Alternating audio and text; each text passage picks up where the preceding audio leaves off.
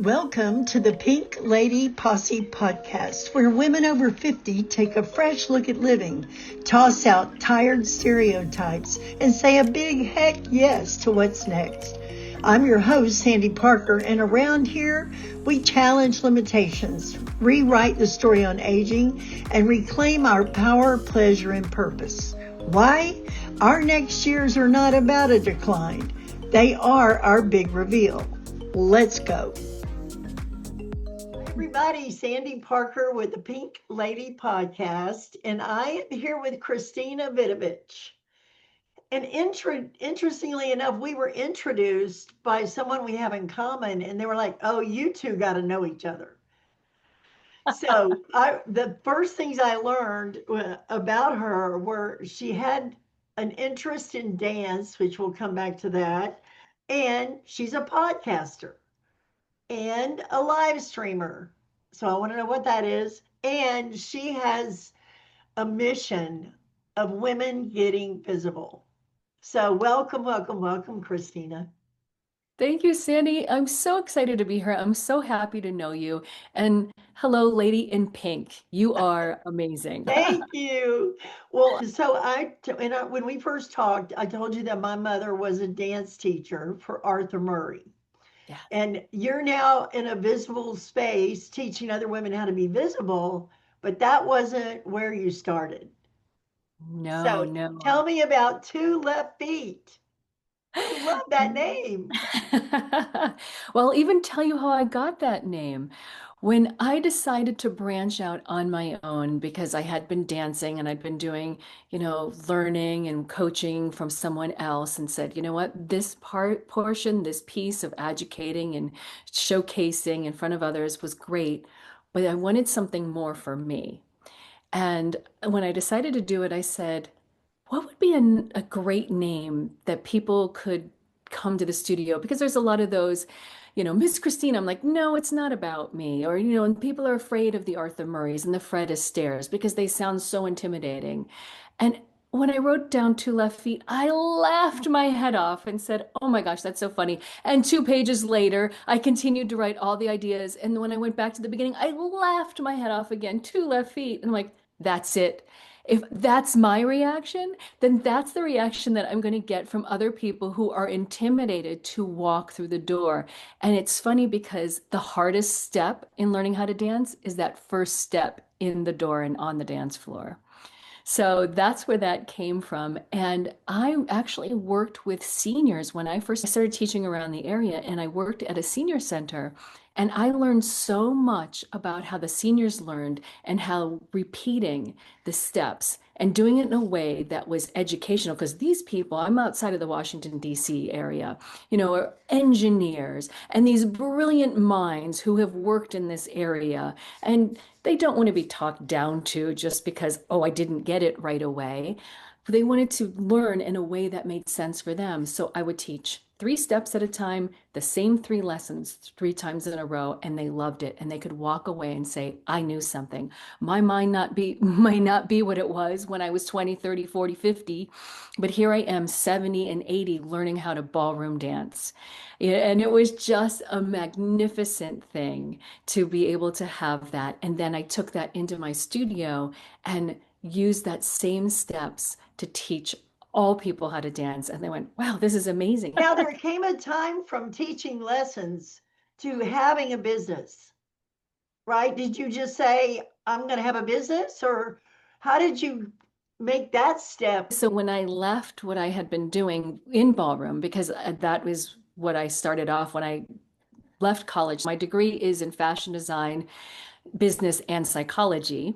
And I said, that's a piece right there is tough when it comes to the psychology, but I still want to do something that helps people. That's fascinating. But I ended up in the ballroom world and then made that decision that, you know what, I love this. I love what I'm doing. That is where I wanted to teach people. And it's interesting, when I first started, I was teaching 36 hours.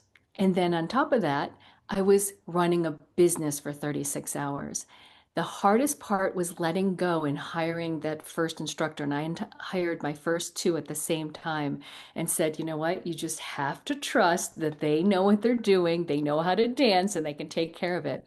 And then little by little, I was able to pull myself out of the studio and start working remotely in 2010 before a lot of people were working remotely and had Wow. 14 instructors that worked with me. And I say with me, not for me, because we're a team.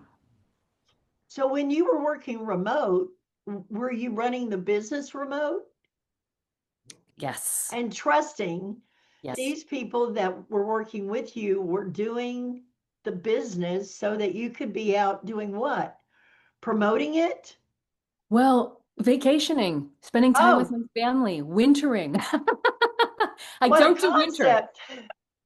Self-care. Oh, Yes, exactly. And I don't do winter. And it was funny because one of my teachers who was newer that year called me and she goes, I don't mean to interrupt your conversation as I'm strolling down Ocean Avenue in Miami Beach. And I'm like, this is not a vacation. I am here. The reason you're calling me and you can talk to me right now is because I'm always there. As soon as I'm done with this beautiful walk, I'm going to go back on my computer. I'm going to be sending emails. I'll be calling clients, seeing how everybody's lessons are going, and if anybody needs anything. And then I'll go out and have a nice dinner with a nice ocean view. But this, I planned it and I worked it out in a way that everybody was happy from not only myself, the people who are working for me, and my clients. So I was always staying in tune with everything that was going on. okay. So you had two left feet, a business, Mhm. and then it ended? So we had to make the pivot, as I like to say, Yeah. not in 2020 and 21. And during that pivot, I said, what am I going to do next? And then that is when I stepped into podcasting. And it was sitting with myself and going, what was the other thing during all of the dance times that you wanted to do? And I love it because it was talk to women. With the teachers that I had, I was still the boss, so I couldn't be in those conversations and the intimacy that they would talk about because I still am the boss. And I'm like, oh my goodness, if I could be, well, I am a fly on the wall, listening to these Yeah. conversations, but if I could record conversations where women are having real conversations about their life and talking, how fun would that be? So I did my first podcast, which was my practice. I did my mindfulness podcast, which I still love to do. And then I moved into women's health, wealth, and happiness and started reaching out to women around the world to get them to talk about what women's health, wealth, and happiness meant and how that could bridge across cultures and how we share these stories together of where we are in our life and how they can change because when we're 30 years old is not the same when we're 50 Mhm. the life experience in that time. And it was such a beautiful, amazing story. Because of podcasting, I started to go, okay, I'm doing all the editing myself because I love it.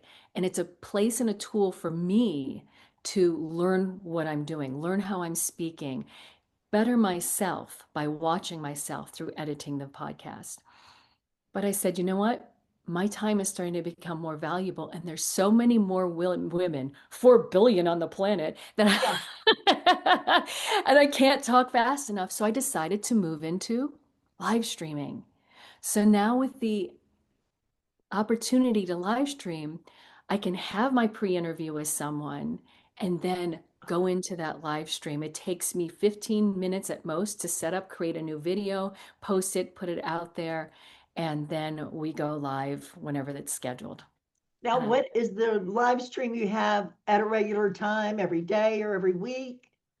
yes, we do Wednesdays at 3 Eastern time. And then I sometimes, when I'm traveling, will have a guest and we do a pop-up interview live at that time. So I've done one in London and I've done another one recently at a podcast conference in North Carolina. Women getting visible. When you said, I watched myself on the camera, I could edit myself, you learned amazing skills, but you also have to put yourself out there. Yes. So this podcast will be listened by women who are 50 plus. And when I first heard women getting visible, I thought, aren't we ready to be visible? Is that a thing? Yes, yes. And you are visibly out there with your pink glasses and your pink posse. And I I'm love out there. that. Yes. And what I love is as I'm meeting community leaders like you, I'm going, oh, do you know this community leader? And do you know this community leader? Mhm. Because within our own networks, we're right, I am seeing it's like, wow, when we start to pull and start to meet, because there's some crossover. We do know some of the same people, but then there's 100 women that we don't know Right. and who are trying to figure out, where do I get visible? How do I put myself out there? Because when I started Women Getting Visible, it literally was a moment, May 1st, 2025. I will never forget. Wow. I woke up and a little voice said, Women Getting Visible. It's like through this ear and out. And I'm, what? I'm like, oh. And I went to lay back down. Literally, I can still to this day feel my head about to hit the pillow with my hairs just touching it. And I sat up and I said, no, that's it. That's my mission. And somebody asked me shortly thereafter, a business coach, well, what does visibility mean to you? And I said, I'm going to Mm. sit with that. As I get to know other people and what that word means, I will come back and I will tell you. And the fun thing is the conference that I just had at October 10, 11, 12 in Washington, D.C., those things came to light and I shared them. Visibility is one, speaking up, speaking on stage, speaking on podcasts, getting your voice out there and literally being in the front of the room visible. Two, being part of a community, being visible within your community. So you have a number of ladies, and you know who the author is, who the podcaster is, who the real estate agent is, who is the love therapist, who is the business coach, and they stand out. But some of them don't want to be on the stage. They're happy being supported in that community and being visible in that community. And the last piece that became really apparent to me about what visibility is confidence. Mm. So, having come from a place on stage in front of auditoriums and dancing, people were seeing me, but they weren't hearing the voices, they weren't hearing the stories of my life. So that became like, oh, I'm about to talk in front of people now in a bigger way than introducing myself or introducing a dancer out there. And so I had to put myself in a place of learning my own confidence, of finding my own voice, of going, yes, I am part of a number of communities, and people know me as the podcaster. And yes, I love to be on stage and I want to speak in front of people. And oh my gosh, can I do this? How do we find the trust within ourselves that I can get in front of a room of an intimate setting of 5, 10, 20 women, standing in front of 100, standing in front of 1,000? And one of the ladies said, I don't believe in imposter syndrome. She goes, I think it's confidence syndrome. And I said, wow, that's an interesting way to put it, of finding that confidence, putting yourself out there, not being afraid. And so, yeah, I've gone through my own transformation where until January of this year, I was sitting on this side of the camera all the time, doing my interviews happily. I went to my first conference in January. I went to my next conference in March, and then May, and then June. I started to pick all these pieces that I loved about these conferences to say, ooh, this is the best piece. I'm going to bring it over into mine. And through that, getting more confident with what program I was putting together. I lost 30 pounds this year. Well, one, because I was nervous at that first conference and going, I'm going to be in front of people again, and I haven't done this in a while, and I don't know what's going to happen. So 4 days, I'm like, eating my little, granola bars and being happy with it.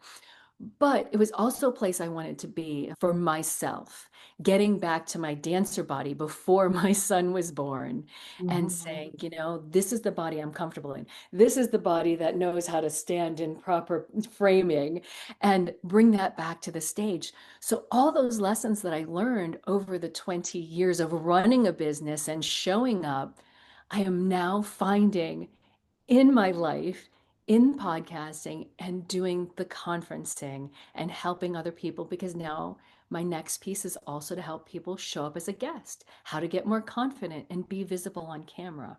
Well, I have to tell you an experience I had just this week. Go High Level is a software platform, and they had their big conference in Dallas. And I live an hour and a half away. And there's a lady that I wanted to meet, and I knew she had a booth at that conference. And so I thought, all right, I'm going to drive there and I'm going to go meet her. And I walked in the room, this atrium with all these people, and I would say, I don't know how many thousands, but most of them were young men, software providers and agencies.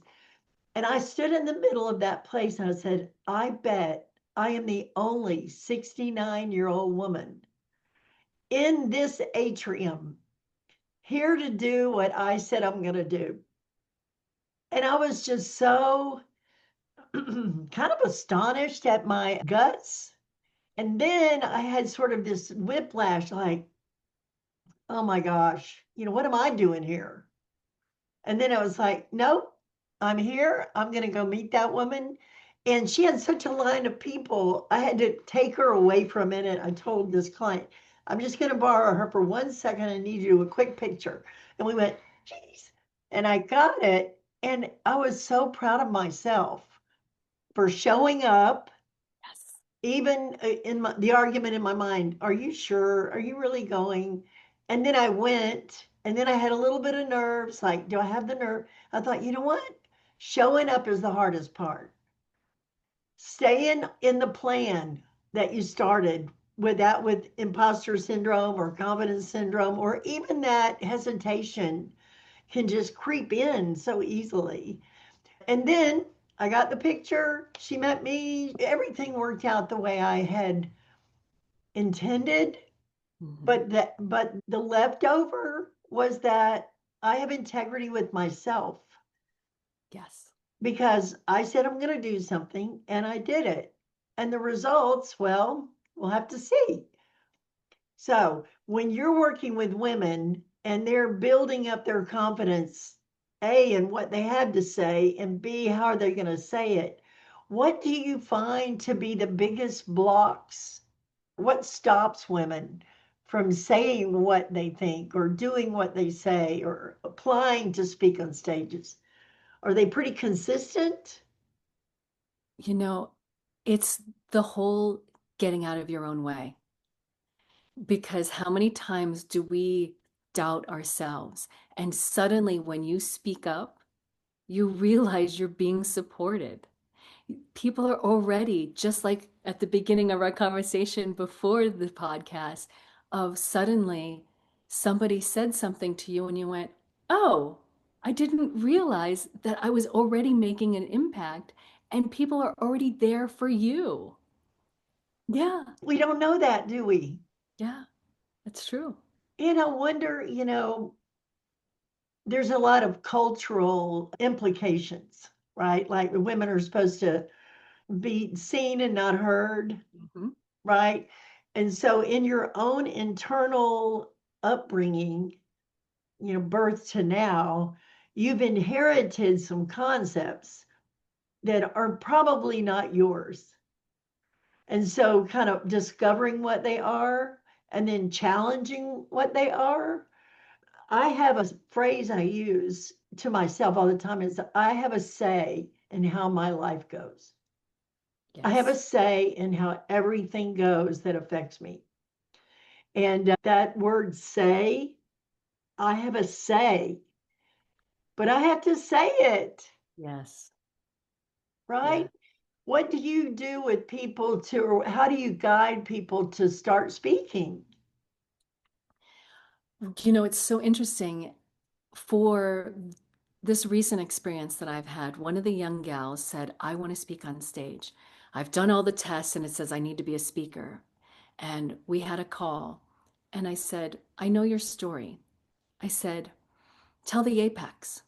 Tell the moment that your life changed. Get that hook right out there because that's actually the hardest part to getting and admitting that that's what happened, whatever it is. And then you've got people interested in that story. Then they go, well, how did you get there? And that's the next part of the story. And where are you today? And it's amazing. As soon as we tell those stories and share those stories, that one, it's a release for ourselves. The stories we've been hiding and holding on to, whether it's childhood shame or something that happened to us as an adult, and we're like, oh, did I really do that? And when you finally let go, you realize, one, you're not the only one in the room that has had something embarrassing happen to you, or holding on to some childhood trauma of some being made fun of for some reason, that it's not you. And that's one of the things I've even had to take away for myself recently about, you know, especially those of us who put ourselves out there and you put the videos, and then there's that one comment that comes in that you're like, oh, and you can either walk around with that comment and hold on to it, or you can say, this isn't about me. This is about you. This is your experience, and you're putting your expectations on me. I didn't put those expectations out. You put them on me, so I don't need those expectations. Yes. So you speak out and someone has their reaction and it wasn't what they expected, but the expectation was theirs, Yes. right? So they're putting their expectations out there. I love the example of I invite you to dinner and I don't serve chicken, and you go, you didn't serve chicken. Like, but I didn't say I was serving chicken. So that tells me that we live in assumptions.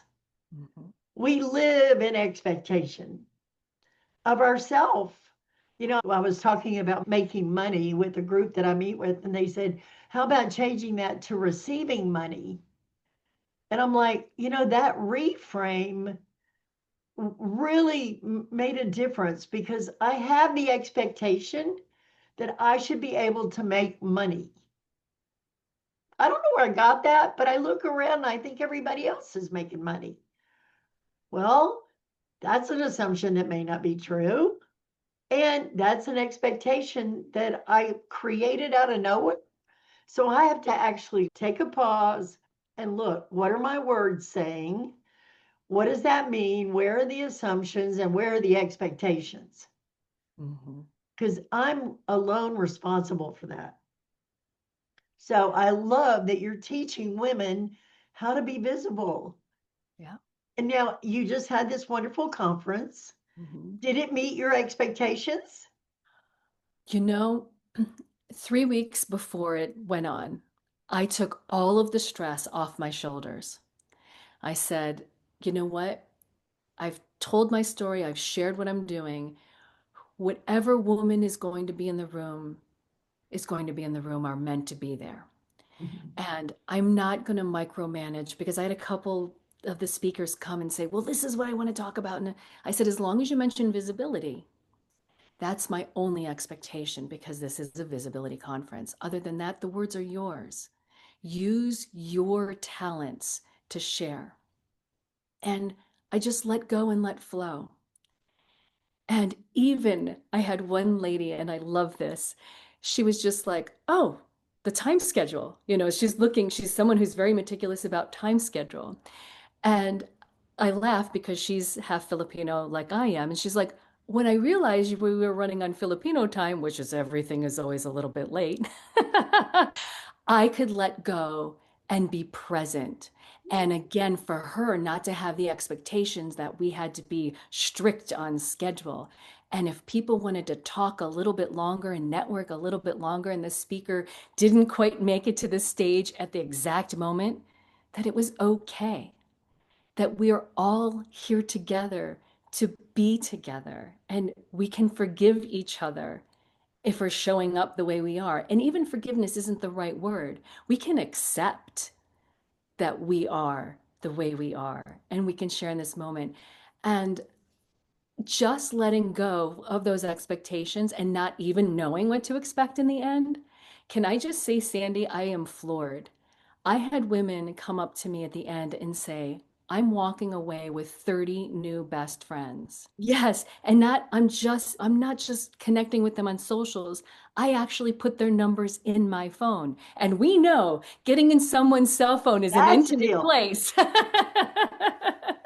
Wow, I love that. What I'm seeing is what you learned in the dance studio about trusting Yeah, gives people the space to arrive, right? yeah, They can just show up as themselves because they're not put in a finite space or a box, right? We talk about that.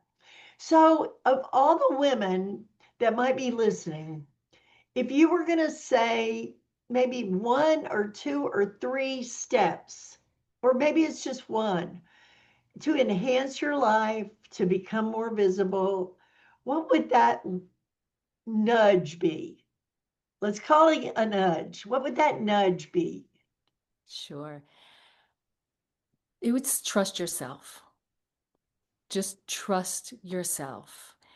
Just walking into the room, and we talked about it just a minute ago, of going, don't second guess. If you wanted to go meet that person in the room, go meet them.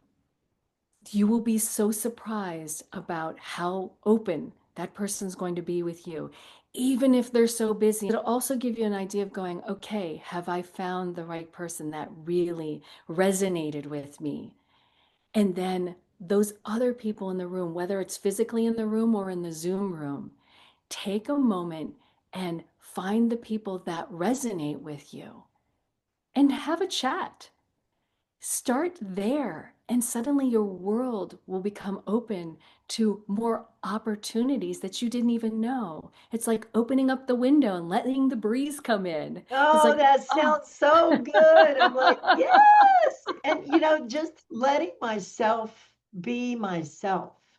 yeah, Because there's a lot of, how should I say, protocol, mhm, or like I even wore my rhinestone tennis shoes to that yes, meeting with my big pink bows and my pink glasses. And I thought, somebody's going to think I'm crazy. And I'm like, you know what? This is it. This is what you get. Here I am. There's an integrity with myself that I have to get situated with. Is this who you are? Is this what you want? Are you ready to go? Then go. yeah. Well, and I also have a alter ego that Tell some me. people know. She pops up every so often. Her name is Sylvia Torstein. Hmm. And Sylvia actually was born out of a real encounter with somebody who just had me floored about she was so different than any other human I'd ever met on this planet. And so I encompassed her and then developed her through myself. And Sylvia has black hair about so long. Sylvia's always in her sunglasses, and Sylvia is fabulous, let me just tell you. Fabulous. But it's an opportunity for me to share. Everybody knows Christina, but Sylvia is the fun, the party girl, the things that Christina can't be. So to bring her out visibly as another piece is so fun for me to watch the reaction and to get over it, because Sylvia was born about 12 years ago. And she had a YouTube channel, but not even under her own name, because I was embarrassed that I was doing this alter ego character. And now, just this year in 2025, my year of yes, I brought Sylvia. She has her own YouTube channel now. As I talk about it, I'm meeting other people who also have alter ego characters. Yes, who bring out the Okay, wigs. And okay, it's like, okay. yeah, Wait, it's wait, so wait. fun. So there, you actually have a character, like, what would that be? You become her, like an Yes. actor. Like Tracy Ullman had alternate ego characters that she would perform. She's the best example that I can think of. Or Dame Okay. Edna. Dame Yeah. Edna had a completely different life than the life in front of the camera. Yes. Now, how much freedom do you have to give yourself to just let her rip? Right?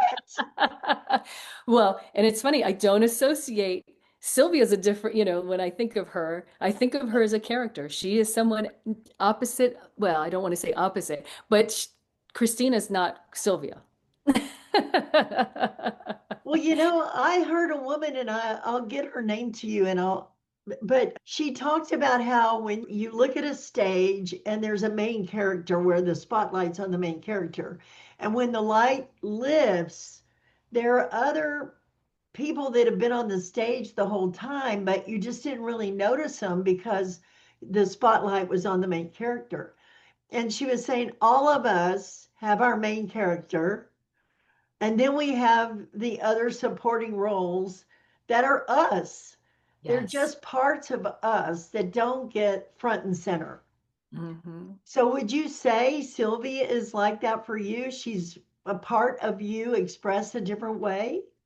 Absolutely. And a level of joy that it brings for me is just because it's fun. It's where I don't have to be serious. It's where I don't have to worry about, teaching, coaching, helping, presenting. Sylvia is the starlet in her own mind. Well, I'm doing a TED talk. I'm so excited. I found out that I get to do it in November. And as I Fantastic. was writing the TED talk, I was talking about sitting at this desk, writing a do list. And on my do list was like mammogram and hearing aids and windshield, you know.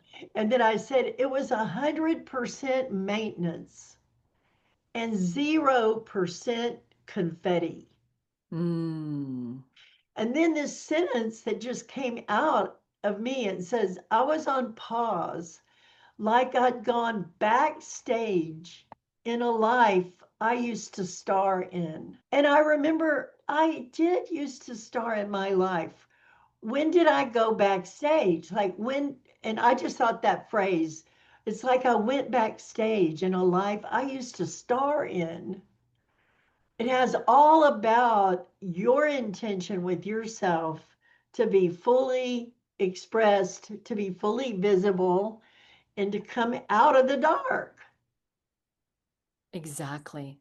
Exactly. And that has been for me my personal transformation this year, getting back on the stages and getting back in front of people. I've called 2025 my year of yes, and 2026 is going to be my year of visibility. Okay, so 2025 was your year of yes. I want to do that for 2026. A year of yes. Yeah. What does that open up? Even just saying it. Did you find shifting happen by even just the word of that saying yes? Absolutely. It's funny because when I talk about it, it's like, here's the door, our front door. And I said, okay, let me just take a peek out and let one thing come in. So, so what if our hair isn't done the right way that day? So what if we're, like we just got an email that, oh, a bill for something that you like weren't expecting. I need a Mhm. new whatever it is. You know what? Let's go and take the moment. Let's go meet some new people. Let's go do something for ourselves. Take that vacation. Because why do we wait? It was a wonderful conversation I heard of somebody who got a bottle of champagne and sat on that bottle of champagne for 10 years waiting for that thing to Oh, happen and said, you know what? Today's the day. Open the champagne and drink it. Celebrate this moment. you're such an inspirational woman, and it's refreshing. Oh, well, thank you. It's life giving. And it's so encouraging, which is why I have a podcast to begin with, because meeting women like you nourishes my life. And then what we do here nourishes someone else. And, that's where I want women to declare we rise together. Yes. This isn't competition. This is like all of us gather up, support each other, and get visible. Exactly. And one of my analogies with that and talking about that type of community, that support is we can climb that mountain, but if we climb it alone, it's going to be tough and it's going to be a struggle. And when you stand up there, you're the only one up there. But if you reach down and you reach up and we all help each other, we can celebrate on that mountaintop together and share in the brilliance and the beauty of what we've created and done as a collective. There's this epidemic of loneliness. Yeah. Connection isn't cute is critical. Yes. We have to have each other to be well. Yes. So I love what you're up to. Thank you so much for being with me today. And I'm going to make sure in the show notes to have where people can get in touch with you. I'm so happy to know you. Thanks for hopping on with me. And I can't wait to change the world together. I'm on it. Let's go hand in hand. Thank you, Sandy, for today. Yeah, it's so great to be with you. You too. Thanks for tuning in to Pink Lady Posse Podcast, where women go from what now to what's next. Come join us at pinkladyposse.com, where we share community, resources, and tools to support your next beautiful chapter. With love, light, and a little lipstick. See you next time.